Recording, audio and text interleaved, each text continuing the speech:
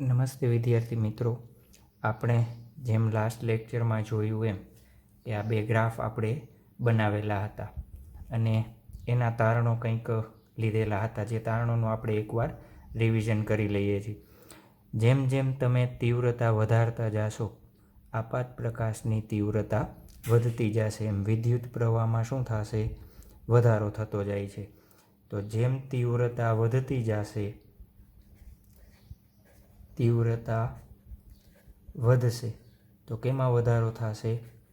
વિદ્યુત પ્રવાહમાં વધારો થશે. બીજા ગ્રાફમાંથી આપણે શું તારણ કાઢ્યું હતું? જેમ જેમ તમે આવૃત્તિ વધારતા જાશો તો આવૃત્તિ વધશે, આવૃત્તિ વધશે તો શું થશે? ઇલેક્ટ્રોનને ઉર્જામાં શું થાય? વધારો થશે. ચાલો, ઇલેક્ટ્રોનની ઉર્જામાં વધારો થશે તો શું કરવું પડે? આપણે ઇલેક્ટ્રોનને સ્ટોપ કરવા માટેનો વિદ્યુત સ્થિતિમાન વધારે આપવું પડે. તો સ્ટોપિંગ પોટેન્શિયલ શું કરવો પડે? આપણે વધારવો પડે. પોટેન્શિયલ વધશે. આના ઉપરથી આપણે આ બે તારણો કાઢેલા હતા કે સ્ટોપિંગ પોટેન્શિયલ તીવ્રતા પર આધારિત નથી, બલકે કેના ઉપર આધારિત છે? આવૃત્તિ ઉપર આધારિત છે. જેમ જેમ તીવ્રતા વધશે એમ વિદ્યુત પ્રવાહમાં શું થતો જશે? વધારો થશે. ચાલો, તો હવે આપણે જે વેવ થિયરી કહીએ છીએ, વેવ થિયરી આપણે ભણી ગયા છીએ સ્ટાન્ડર્ડ 11માં. તો વેવ થિયરીમાં શું હતું? તો પ્રકાશનો જે તરંગવાદ છે, તરંગવાદ શું કહે છે? તીવ્રતા એટલે શું કહેતા આપણે? ઉર્જાના છેદમાં ક્ષેત્રફળ કહેતા. તો જોવો જોઈએ, જેમ જેમ તીવ્રતા વધારે એમ ઉર્જાની કિંમત કેવી થતી જાય? વધતી જાય. તો પ્રકાશનો તરંગવાદ આપણને શું આપતો? કે જેમ તીવ્રતા વધારે, તીવ્રતા વધારે તેમ ઉર્જામાં શું થાય? વધારો. પણ હકીકતમાં આપણે જે આ બે ગ્રાફ જોયા છે, એ ગ્રાફમાં આપણે શું જોયું હતું? જેમ જેમ તીવ્રતા વધશે એમ વિદ્યુત પ્રવાહમાં શું થાય છે? વધારો થાય છે.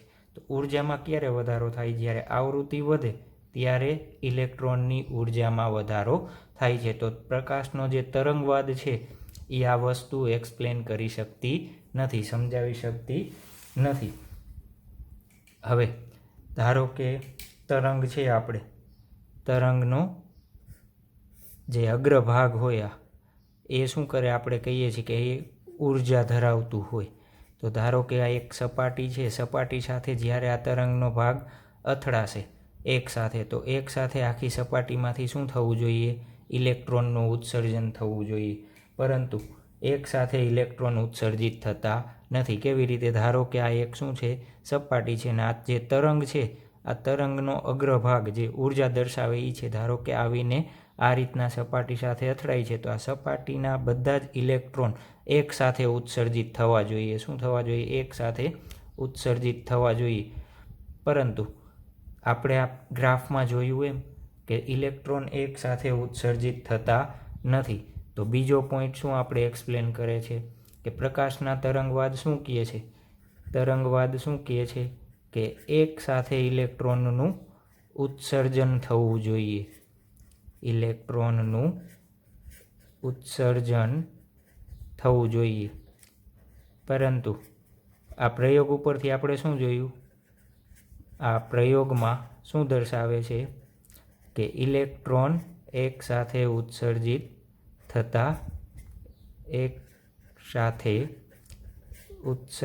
થતા નથી.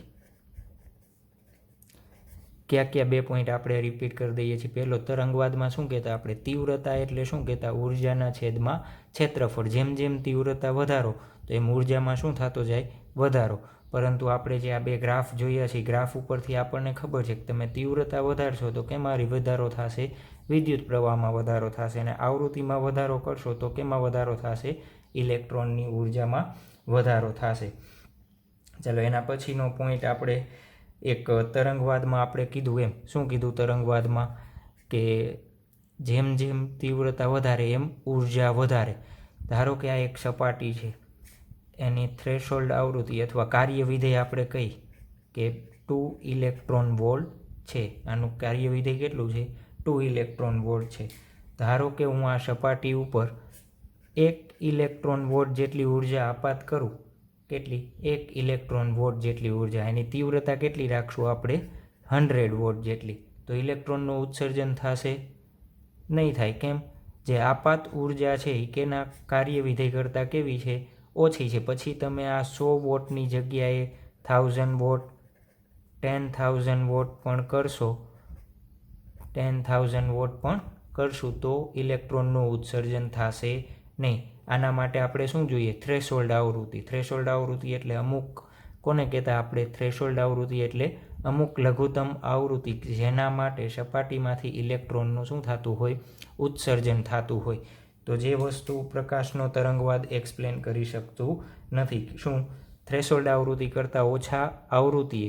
ત્રીજો પોઈન્ટ શું થશે આપણો? થ્રેશોલ્ડ આવૃત્તિ કરતાં ઓછી આવૃત્તિએ ઇલેક્ટ્રોનનું ઉત્સર્જન થશે નહીં. પછી તીવ્રતામાં તમે ગમે એટલો વધારો કરો, 100 વોટ રાખો, 1000 વોટ રાખો કે 1,00,000 વોટ રાખો, પરંતુ ઇલેક્ટ્રોનનું ઉત્સર્જન થશે નહીં. ત્યારબાદ 4th પોઈન્ટ, કે પાછો આ પોઈન્ટ ઉપર આવીએ. શું થશે? ગ્રાફ આપણે આ રીતના હશે. ચાલો, આ એક સપાટી ઉપર હતી, તરંગનો અગ્રભાગ સપાટી સાથે અથડાશે. સપાટીના ઇલેક્ટ્રોન હતી, ઇલેક્ટ્રોનને કેટલી ઉર્જા જોઈ? ધારો કે 2 ઇલેક્ટ્રોન વોટ જેટલી ઉર્જા જોઈ મુક્ત થવા માટે. પરંતુ આ અગ્રભાગ જે આવ્યો એ અગ્રભાગે કેટલી ઉર્જા આપી આપણને? 1 ઇલેક્ટ્રોન વોટની આપી. અને આપણને ખબર છે કે તરંગ કેવું હોય? સતત હોય. એક અગ્રભાગ જશે પછી તરત કેવો આવશે? બીજો અગ્રભાગ આવશે.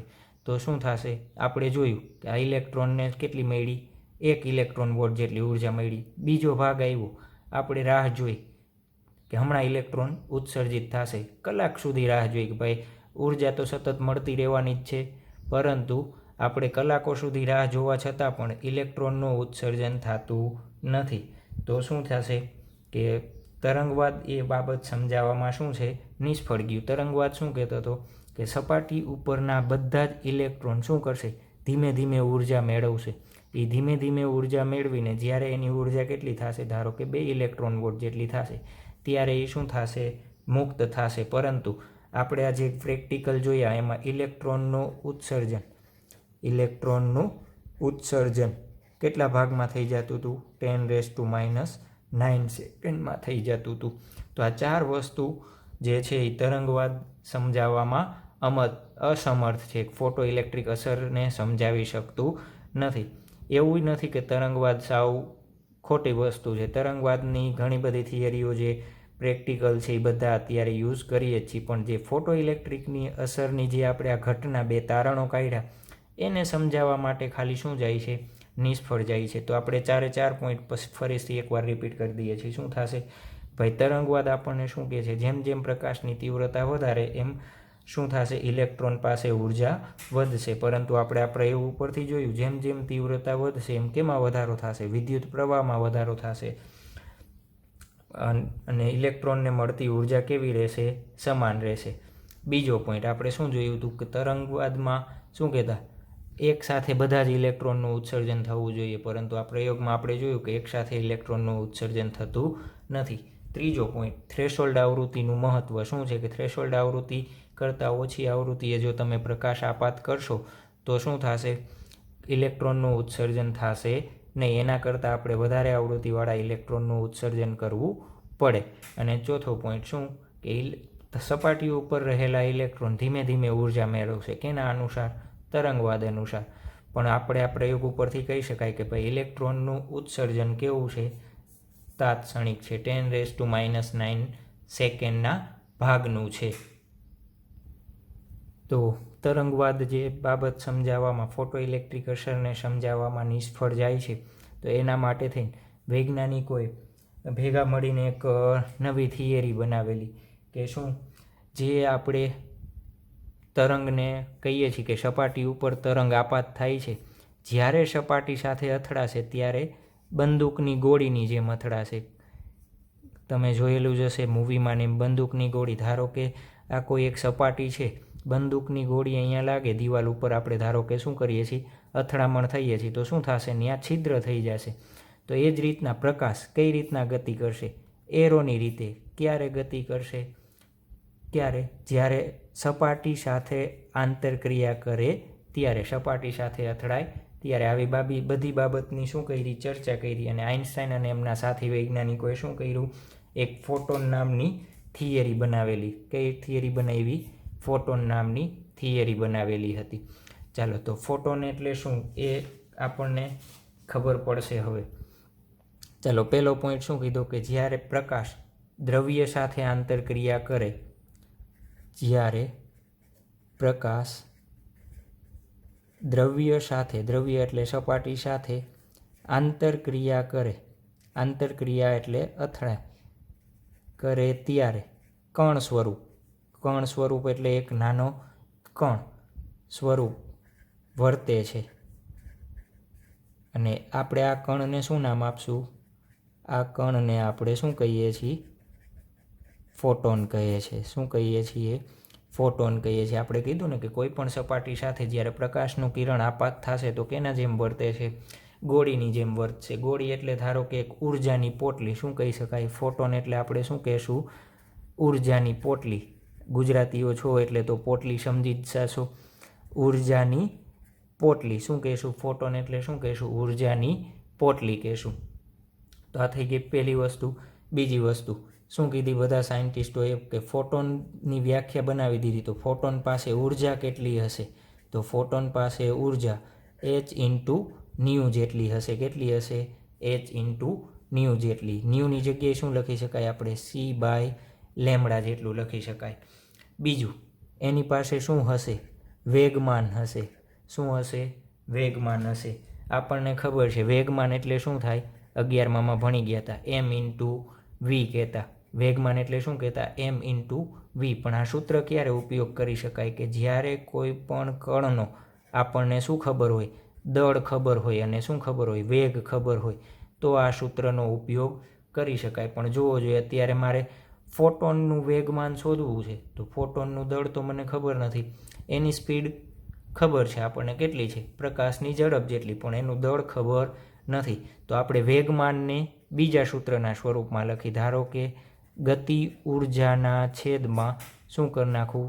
ઝડપ કરી દઉં. શું કરી દઉં? ઝડપ. ગતિ ઉર્જાના છેદમાં ઝડપ. જોવો જોઈએ આ વી કેન્સલ આઉટ, તો પાછું સૂત્ર શું બનશે? mv. તો આ બંનેના એકમ કેવા થશે? સમાન. તો આપણે વેગમાન શું લખી શકાય? ઉર્જાના છેદમાં વેગ. શું લખી શકાય? ઉર્જાના છેદમાં વેગ. ચાલો, ઉર્જા. કેટલી ઉર્જા આપો છો તમે? કેટલી ઉર્જા છે? h/ν જેટલી. કેટલી ઉર્જા છે? ન્યુ જેટલી. એનો વેગ કેટલો હશે? પ્રકાશની ઝડપ જેટલો. ફોટોનનો વેગ કેટલો હોય? હંમેશા પ્રકાશની ઝડપ જેટલો હશે. તો બીજો પોઈન્ટ આપણે શું કીધું? કે એક ફોટોન હશે. એક ફોટોન પાસે કેટલી ઉર્જા હશે? h/ν જેટલી. અને વેગમાન કેટલો હશે? h/c જેટલો. ઉર્જાના છેદમાં વેગ ક્યાંથી આવે છે? ધારો કે શું કરીએ? ઉર્જાના છેદમાં વેગ લઈએ અને એનું આપણે શું બનાવીએ? આપણે કહીએ છીએ ને એકમ બનાવીએ. બંનેનો એકમ તમે સરખાવો તો બંનેનો એકમ કેવો આવશે? સમાન આવશે. તો વેગમાન માટે આ સૂત્ર પણ સાચું છે. આ સૂત્રનો ઉપયોગ ક્યારે કરવાનો? જ્યારે કોઈ પણ કણ હોય એનું દળ આપણને ખબર હોય અને વેગમાન શોધવું હોય ત્યારે આ સૂત્રનો ઉપયોગ થશે. ચાલો, બીજી વસ્તુ. ધારો કે 1 સેકન્ડમાં n ફોટોન ઉત્સર્જાતા હોય. ફોટોન ઉત્સર્જન કેટલું હોય? n હોય. અને એક ફોટોનની ઉર્જા આપણે જોઈએ એમ કેટલી કીધી હતી? E જેટલી કહી દઈએ. એક ફોટોનની ઉર્જા કેટલી કહીએ? E. તો n ફોટોનની ઉર્જા કેટલી થશે? n ફોટોનની ઉર્જા કેટલી થશે? n × E જેટલી. આપણે પાવર કહીએ છીએ, કીધું હતું ને કે લેમ્પ 100 વોટનો પાવર રાખીએ છીએ. તો પાવરને આપણે શું કહી દઈએ? P કહી દઈએ. તો Pની કિંમત કેના બરાબર થશે? NE બરાબર. કેમ? કેમ કે n ફોટોન ઉત્સર્જાય છે અને કેટલા? એક ફોટોનની ઉર્જા કેટલી છે? E જેટલી. તો એની કુલ ઉર્જા કેટલી થઈ? n × E જેટલી થઈ. તો આ એક સૂત્ર ખાસ યાદ રાખવાનું છે એક્ઝામ્પલ અને MCQ માટે, કે પાવર બરાબર શું થશે? n × E. n એટલે ફોટોનની સંખ્યા, E એટલે એક ફોટોનની ઉર્જા. ચાલો એના પછી ત્રીજો પોઈન્ટ શું કીધો હતો કે આપણે શું કહીએ છીએ કે વી જેટલી આવૃત્તિને તરંગ લંબાઈ રાખીએ તો બધા જ પ્રકાશને મળતી ફોટોનની ઉર્જા અને વેગમાન કેવી હશે? સમાન હશે. અને આપણે કહેતા તીવ્રતા વધારતા શું થતું? ઉર્જા વધે છે તરંગવાદ અનુસાર. પણ અત્યારે શું કરીએ છીએ? તીવ્રતા જેમ જેમ વધારશો એમ શું થશે? દરેક ફોટોનને મળતી ઉર્જા કેવી હશે? સમાનને હશે. પછી તમે તીવ્રતા ગમે એટલી વધારે રાખો તો કાંઈ ચેન્જ થશે નહીં. એટલે શું કરશું આપણે? ત્રીજો પોઈન્ટ, ફોટોનને મળતી ઉર્જા તીવ્રતા પર આધાર રાખશે નહીં.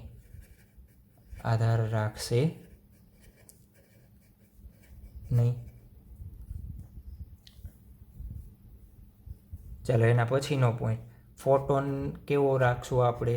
ફોટોન એક તટસ્થ વસ્તુ છે. તટસ્થ એટલે એને કાંઈ વિદ્યુત ભાર ધન કે ઋણ છે નહીં. ધન કે ઋણ બેમાંથી એક પણ વસ્તુ છે નહીં. એટલે કેવો છે? તટસ્થ છે. તટસ્થ હોય તો એને વિદ્યુત ક્ષેત્રની અસર થશે? નહીં થાય. ચુંબકીય ક્ષેત્રની અસર થશે? નહીં થાય. અસર ઉદ્ભવશે નહીં. તો એના ઉપર કાંઈ અસર થશે નહીં. ચાલો બીજી વસ્તુ, આપણને ઉર્જા સંરક્ષણનો નિયમ ખબર છે. શું? કે ઉર્જાનો નાશ કે વિનાશ શક્ય નથી. એક સ્વરૂપમાંથી શું થાય? બીજા સ્વરૂપમાં રૂપાંતરણ થાય છે. તો ફોટોનમાં પાસે ઉર્જા છે. કેટલી ઉર્જા છે? ઈ જેટલી ઉર્જા છે. તો ફોટોનની ઉર્જા અને એની પાસે બીજું શું છે? વેગમાન. એ બંનેનું શું થશે? સંરક્ષણ થશે. સંરક્ષણ એટલે એક સ્વરૂપમાંથી બીજા સ્વરૂપમાં શું થશે? એનું રૂપાંતરણ થશે, સંરક્ષણ થશે. પરંતુ જે ફોટોનની સંખ્યા છે, કેની વાત કરીએ છીએ આપણે? ફોટોનની સંખ્યા,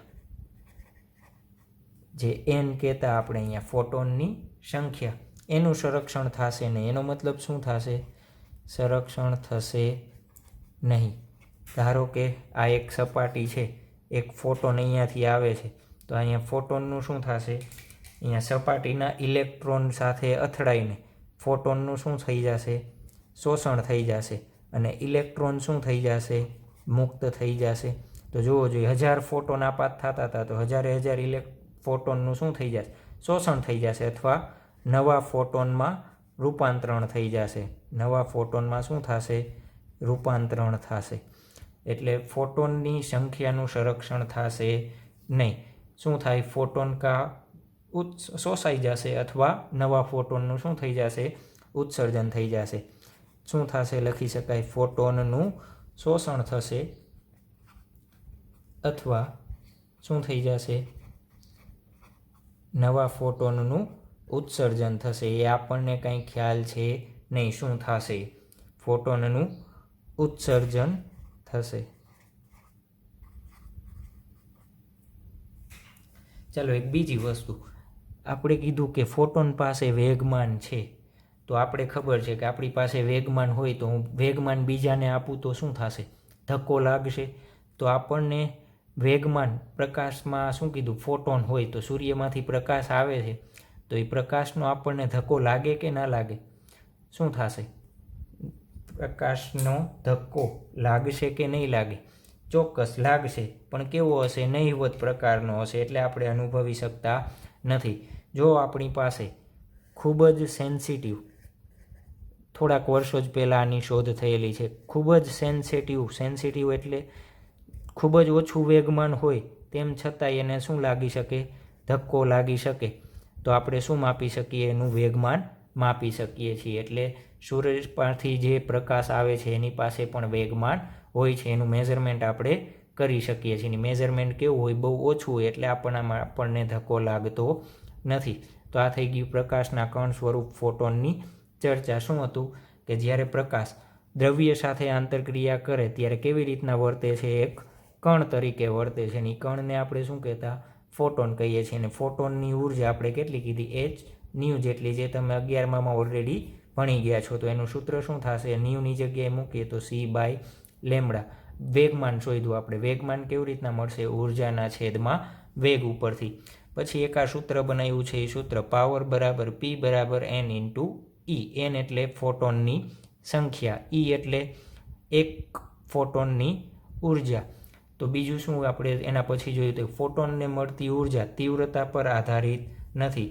કેવી રીતના? એને આવૃત્તિ, એક ચોક્કસ આવૃત્તિ જોશે. ચાલો પછી શું કીધું? તો આપણે ફોટોન કેવો છે? તટસ્થ છે, એટલે એના ઉપર વિદ્યુત ક્ષેત્ર કે ચુંબકીય ક્ષેત્રની અસર થશે નહીં.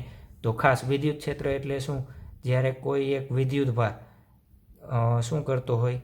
વિદ્યુત ક્ષેત્રમાં સ્થાયી થાય ત્યારે એના ઉપર શું લાગે? વિદ્યુત બળ. અને ચુંબકીય ક્ષેત્રમાં શું કરતો હોય?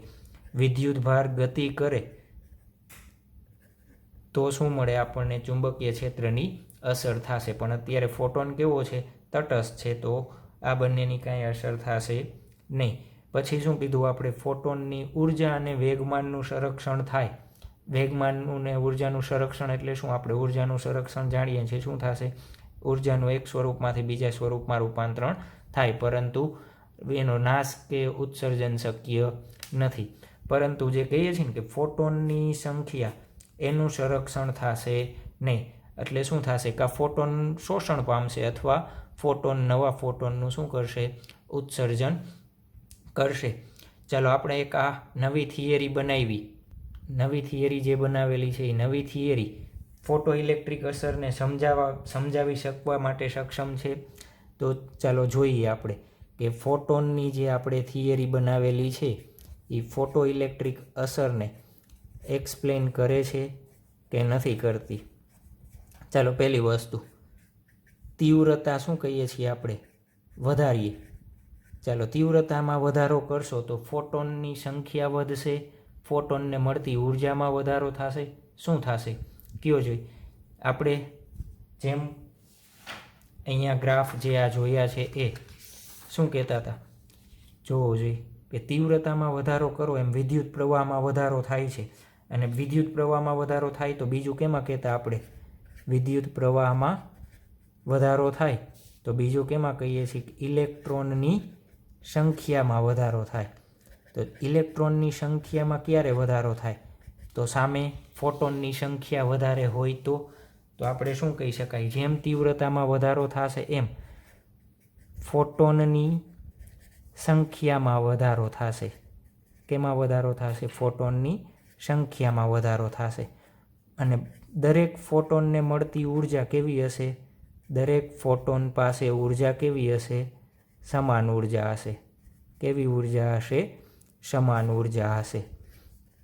ચાલો આ વાત ઉપરથી તમે જે આ ગ્રાફ છે એ તમે એક્સપ્લેન કરી શકો છો. શું તીવ્રતા જેમ જેમ વધારશો એમ ફોટોનની સંખ્યામાં શું થશે?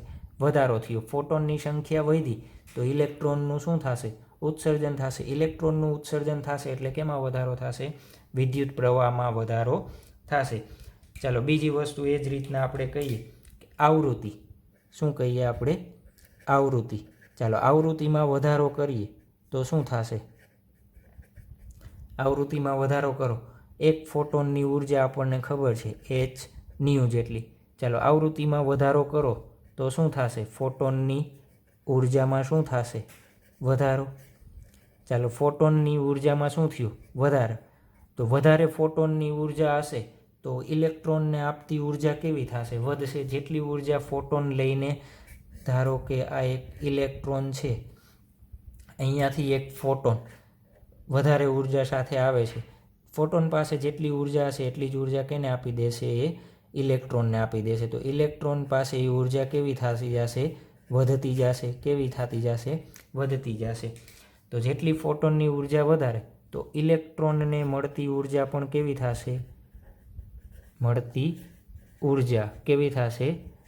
વધારે થશે.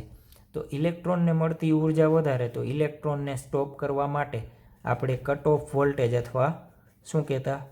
બીજો શબ્દ સ્ટોપિંગ પોટેન્શિયલ. બંને શબ્દ એક જ છે, નામ અલગ અલગ છે. પોટેન્શિયલ. એમાં શું કરવું પડે? આપણે વધારો કરવો પડે. જે આપણે બે તારણ કાઢ્યા હતા એ તારણ શું કરે છે? ફોટોન એ ઘટનાને સમજાવી શકે છે. તો આ થઈ ગઈ આપણા માટે ફોટો ઇલેક્ટ્રિક ઘટનાની અસર. આજે અહીંયા સુધી રાખીએ છીએ આપણે. નેક્સ્ટ હવે જોશું શું જોશું કે આપણે સાબિત કર્યું શું સાબિત કર્યું કે ભાઈ પ્રકાશ કેવું છે કણ સ્વરૂપ. આપણે વ્યાખ્યા બનાવી ફોટોનની શું કીધું કે પ્રકાશ જ્યારે દ્રવ્ય સાથે આંતરક્રિયા કરે ત્યારે કેના તરીકે વર્તે છે કણ સ્વરૂપે વર્તે છે. તો હવે આના પછીના ટોપિકમાં આપણે શું જોશું કે જ્યારે કોઈ પણ કણ શું કરશે એ તરંગ સ્વરૂપે ગતિ કરે છે કે નથી કરતો એ આપણે જોશું.